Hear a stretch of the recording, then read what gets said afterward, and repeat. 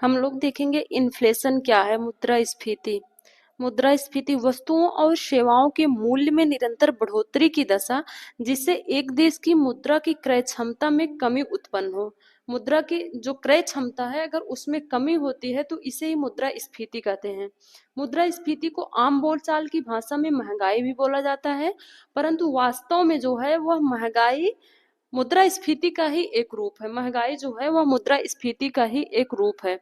मुद्रास्फीति के कारण हमारी बजट पर विपरीत प्रभाव पड़ता है। जैसे महंगाई बढ़ती है तो हमारे बजट पर विपरीत प्रभाव पड़ता है। हमारे जो खर्चे होते हैं वो बढ़ जाते हैं और बचत में कमी आती है। चूंकि उपभोग महंगा हो जाता है और बचत स्वतः ही नीचे आ जाती है। जैसे जैसे मूल्यों में बढ़ोतरी के कारण एक मुद्रा की क्रय क्षमता में जो कमी उत्पन्न होती है और उसकी क्रय क्षमता कभी कभी शून्य हो जाती है, तो उन मुद्रा को अर्थव्यवस्था से बाहर कर दिया जाता है।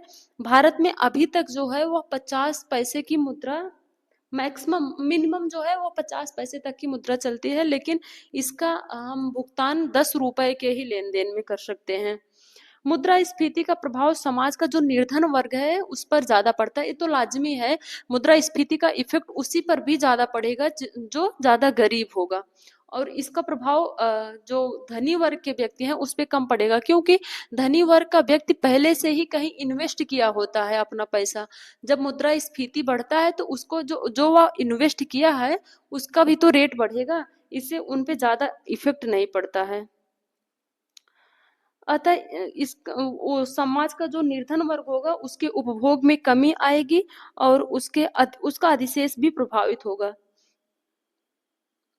जैसे जैसे मूल्यों में बढ़ोतरी के कारण उनका